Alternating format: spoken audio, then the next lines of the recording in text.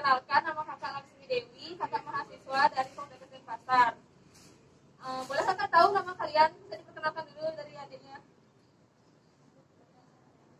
Siapa? Oh iya. Adiknya? Istiari. Listia Dewi. Yang di belakang?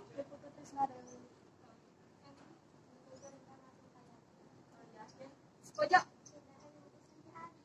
Oh iya. Makasih ya semuanya. Nah, sebelum lanjut, kakak mau bagiin daftarnya dulu. Iya, dapat satu-satu.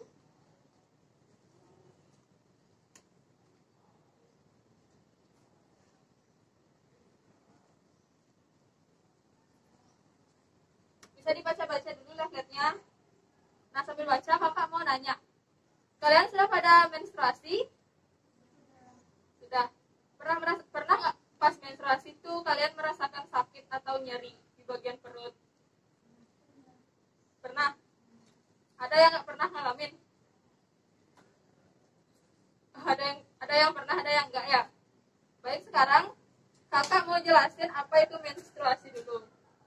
Menstruasi adalah peluruhan lapisan jaringan endometrium bersama dengan darah terjadi secara berkala dan dipengaruhi oleh hormon reproduksi. Jadi menstruasi itu adalah proses pengeluaran darah dari rahim yang dipengaruhi oleh hormon reproduksi seperti progesteron, estrogen, LH, dan FSH. Kalian udah pernah dapat pelajaran kayak gini belum? Sudah? Sudah pernah dapat belajar tentang menstruasi? Oh, sudah ya. Berarti tahu lah sedikit banyaknya tahu ya. Selanjutnya, lamanya perdarahan menstruasi rata-rata berlangsung 5-7 hari dengan siklus rata-rata 28 hari. Jadi normalnya seorang wanita setiap 28 hari itu akan mengalami menstruasi. Selanjutnya, walaupun menstruasi datang setiap bulan pada usia reproduksi, banyak wanita yang mengalami gangguan menstruasi atau merasa tersiksa saat menjelang atau selama haid. Salah satu dari gangguan menstruasi adalah dismenor. Jadi sekarang kakak akan membahas nyeri menstruasi pada remaja atau nama medisnya itu dismenor. Nah, apa itu dismenor? Kalian bisa baca di brosurnya. Dibuka dulu itu. Dibaliknya ada pengertian dismenor. Nah, dismenor adalah nyeri yang dirasakan saat menstruasi pada daerah perut bagian bawah dan menyebar ke bagian pinggang atau paha. Dismenor merupakan rasa sakit yang tidak enak di perut selama atau menjelang haid. Dismenor itu ada dua macam, yaitu dismenor primer dan dismenor sekunder. Dismenor primer itu disebabkan oleh ketidakseimbangan hormon reproduksi selama menstruasi. Sedangkan dismenor sekunder itu diakibatkan oleh ketidaknormalan organ reproduksi, seperti ada cacat atau kelainan lainnya pada organ reproduksi. Nah, selanjutnya ada penyebab dismenor. Di brosurnya udah ada penyebab dismenor itu ada 3. Yang pertama, faktor endokrin, yaitu ketidakstabilan hormon dan hormon prostaglandin. Nah, apa itu hormon prostaglandin? Prostaglandin adalah hormon yang menyebabkan kontraksi pada miometrium, pada dinding rahim. Prostaglandin mempunyai efek yang dapat meningkatkan kontraktilitas, sehingga pada saat menstruasi, kadang-kadang kita juga dapat merasakan nyeri, diakibatkan oleh produksi hormon prostaglandin tersebut. Nah, selanjutnya ada faktor stres. Stres menimbulkan penekanan sensasi syaraf-syaraf pinggul. Nah, gampangnya, kalau kita stres itu waktu menstruasi, otot di rahim kita itu bisa menegang. Nah, menegangnya otot di rahim itu dapat menyebabkan nyeri. Sehingga pada wanita dianjurkan untuk rileks, mengurangi stres selama menstruasi. Selanjutnya ada penyakit organ reproduksi seperti endometritis dan radang panggul. Endometritis sendiri itu merupakan peradangan pada dinding rahim yang disebabkan oleh infeksi virus. Jadi penting bagi adik-adik semua untuk menjaga kebersihan alat genitalianya. Selanjutnya ada tanda dan gejala dari dismenor.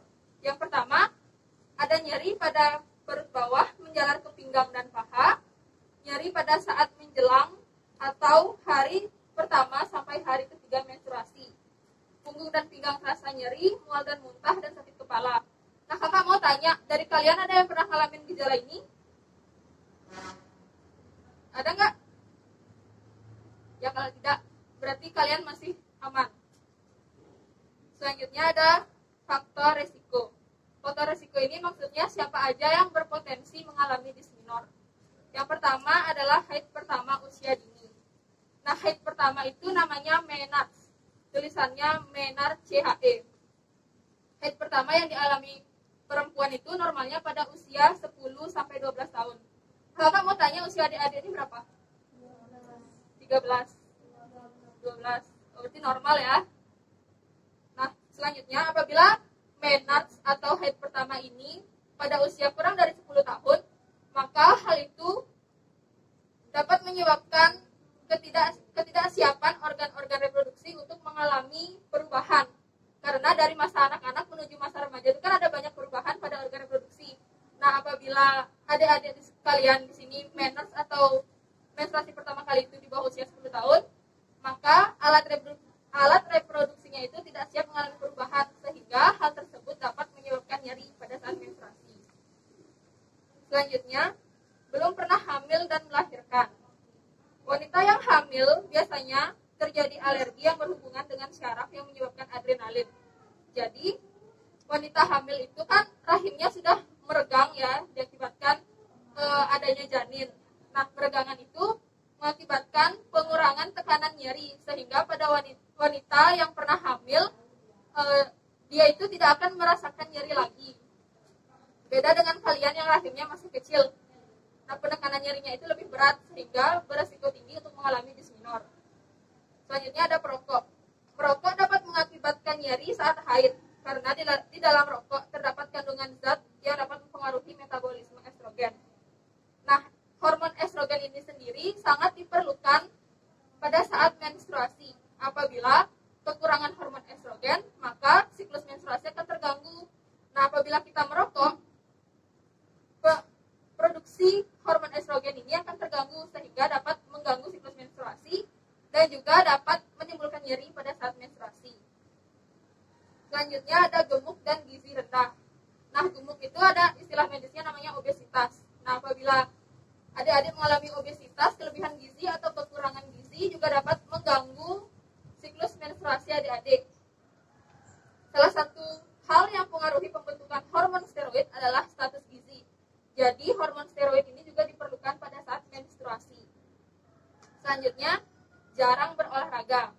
Nah, sekarang kan di rumah aja nih, adik-adik rajin olahraga apa tidak? Kadang-kadang. Yang penting olahraga tetap. Maksudnya kayak bergerak jalan kaki, melakukan peregangan itu harus ya. Jangan cuma duduk atau rebahan aja, karena kan sekarang semua online. Kegiatannya paling rebahan atau duduk aja sambil belajar online. Nah, olahraga ini penting bagi adik-adik yang mengalami menstruasi, karena olahraga ini dapat memperlancar sirkulasi darah ke rahim, sehingga dapat mengurangi nyeri yang dirasakan pada saat menstruasi. Nah, manfaat dari olahraga ini juga dapat menghasilkan hormon yang namanya hormon endorfin. Hormon endorfin itu merupakan hormon yang dapat membuat kita merasa lebih nyaman saat kita merasa stres. Jadi manfaat olahraga itu sangat banyak sekali ya. Selanjutnya ada stres. Nah, stres kan tadi sudah dijelasin. Stres dapat mengakibatkan nyeri pada saat menstruasi, karena pada saat stres otot-otot rahim kita itu akan menegang. Menegangnya otot rahim dapat mengakibatkan nyeri pada saat menstruasi. Selanjutnya ada siklus menstruasi yang tidak teratur. Nah, siklus menstruasi yang tidak teratur ini maksudnya siklusnya itu terlalu panjang. Misalnya, normalnya kan orang menstruasi 5-7 hari, tapi pada orang yang mengalami gangguan menstruasi ada yang sampai 2 minggu atau bahkan 1 bulan. Nah, itu juga dapat menyebabkan orang tersebut mengalami disminor, karena rahim itu terlalu lama berkontraksi, sehingga dapat menimbulkan nyeri pada saat menstruasi. Nah, selanjutnya, apa saja sih akibat dari disminor? Yang pertama ada gampang emosi, perasaan gelisah, aktivitas terganggu, dan kemandulan. Jadi kan banyak tuh remaja yang bilang PMS itu suka marah-marah nggak jelas. Nah, akibatnya adalah akibat dari disminor. Mereka itu merasa nyeri sehingga merasa sakit dan rasa tidak nyaman, nggak mood ngapa-ngapain. Merupakan akibat dari disminor. Selanjutnya, bagaimana cara pencegahan dan penanganan disminor? Yang pertama, bisa dilihat di brosurnya di baliknya itu. ada kompres bagian nyeri dengan air hangat. Kompres hangat ini bertujuan untuk memberikan rasa rileks pada bagian yang terasa nyeri. Selain itu juga, kompres hangat ini bertujuan untuk memperlebar pembuluh darah pada saat menstruasi. Bagaimana caranya kompres hangat? Caranya itu gampang banget, cuman pakai handuk yang dicelupin ke air hangat lalu ditempelin pada bagian yang terasa nyeri. Selanjutnya, hindari konsumsi teh dan kopi. Kenapa teh dan kopi harus dihindari? Karena teh dan kopi itu mengandung kafein. Kafein itu tidak baik untuk wanita yang sedang menstruasi. Selanjutnya, olahraga teratur. Tadi sudah dijelasin. Selanjutnya, teknik relaksasi napas. Nah, teknik relaksasi napas ini bertujuan agar kalian itu lebih rileks. Pada saat kalian stres, kalian bisa melakukan teknik relaksasi. Caranya, tarik nafas dalam, tahan, lalu buang melalui mulut. Selanjutnya, mengoleskan minyak gosok. Nah, mengoleskan minyak gosok ini seperti dipijat gitu, sehingga sirkulasi darah pada saat menstruasi itu lancar dan dapat mengurangi rasa nyeri. Selanjutnya, minum rebusan jahe atau kunir asam. Nah, ini merupakan pengobatan herbal. Jahe dan kunir asam itu mengandung zat yang dapat menekan rasa nyeri pada saat menstruasi. Selanjutnya, ada makanan beromega 3 dan bervitamin E seperti ikan, tauge, dan sayuran hijau. Nah, kenapa makanan beromega 3 dan bervitamin E? Karena vitamin E dan omega 3 itu dapat membantu memelihara fungsi tulang dan meningkatkan fungsi otot pada saat menstruasi. Jadi, ada beberapa wanita yang mengalami pegel-pegel gitu atau linu-linu pada tulang pada saat menstruasi. Jadi, dianjurkan untuk memakan makanan yang mengandung omega 3 dan bervitamin E. Selain itu, adik-adik juga dianjurkan untuk memakan sayuran hijau.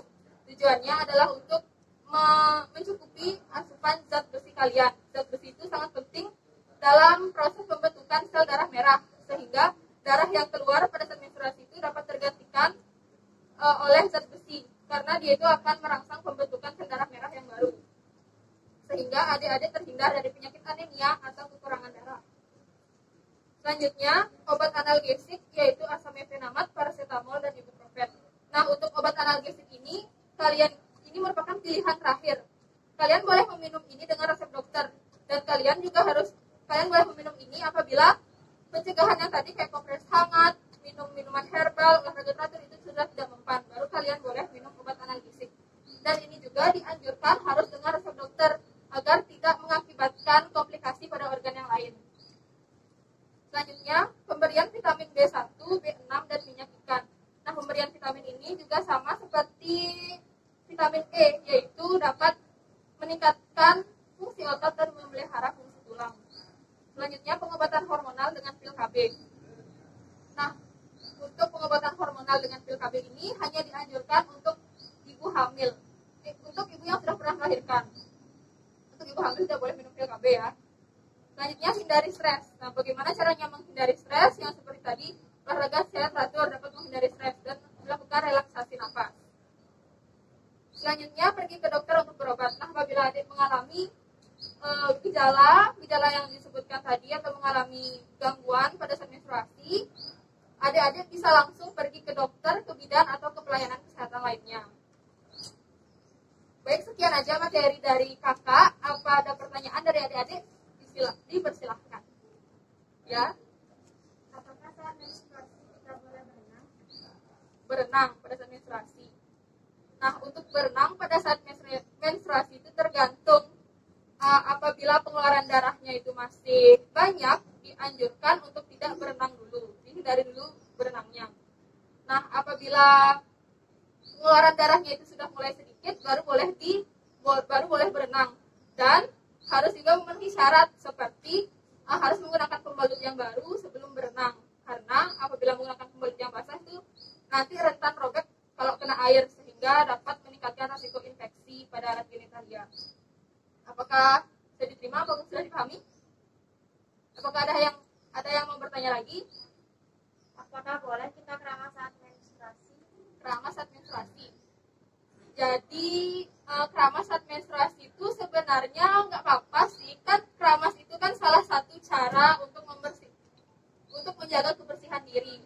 Keramas itu diwajibkan dua kali seminggu seminggu atau 2 kali sehari.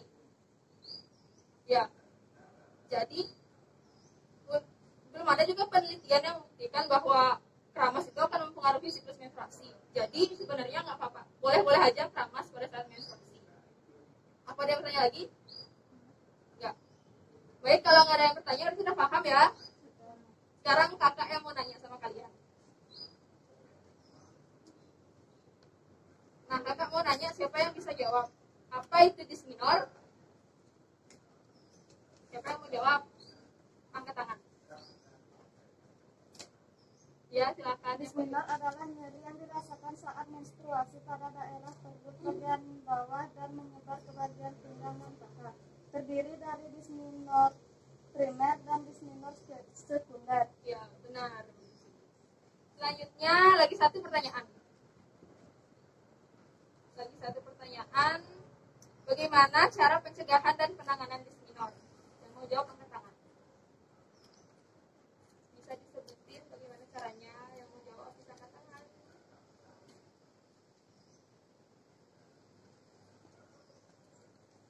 Ayo, ada yang di depan pakai kacamata. Gimana caranya?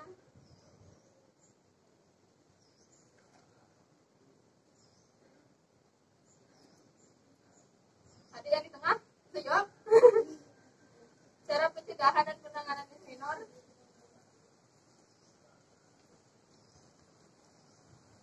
Yang di pojok deh. Yang di pojok bisa jawab? Kompres bagian yang nyeri dengan Lagi? hindari konsumsi teh dan kopi.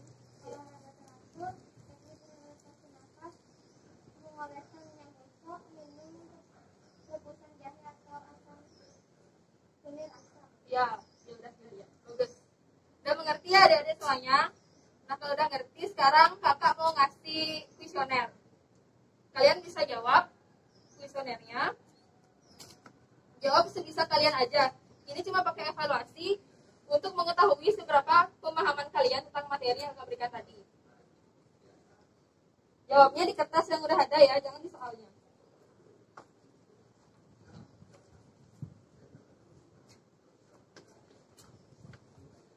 Kasih nama, nomor, sama ABCD-nya aja.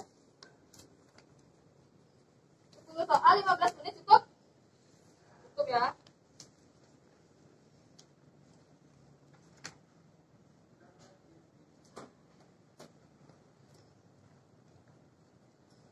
Nomornya nomor apa, Kak? Nomor soalnya. 1 apa?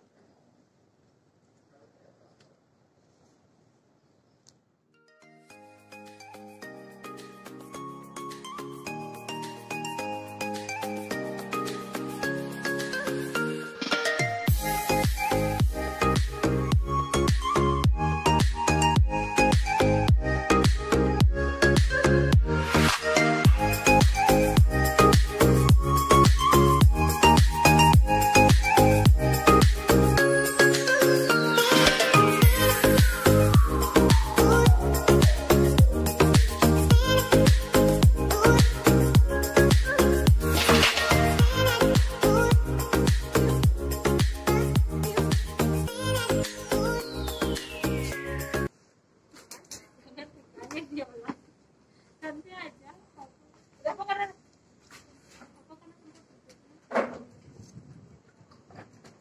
Terima kasih adik-adik. Sekian materi yang kakak dapat sampaikan. Semoga materi kakak yang kakak sampaikan ini bermanfaat bagi kalian.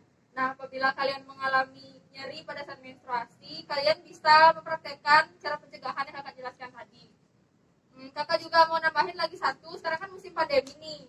Jangan lupa selalu mentaati protokol kesehatan, selalu menggunakan masker, jaga jarak, cuci tangan, kalau perlu bawa sanitizer kemana-mana, dan hindari kerumunan. Baik, itu aja dari kakak. Mohon maaf apabila ada kesalahan kata atau yang tidak berkenan di hati adik-adik. Terima kasih banyak atas waktunya. Kakak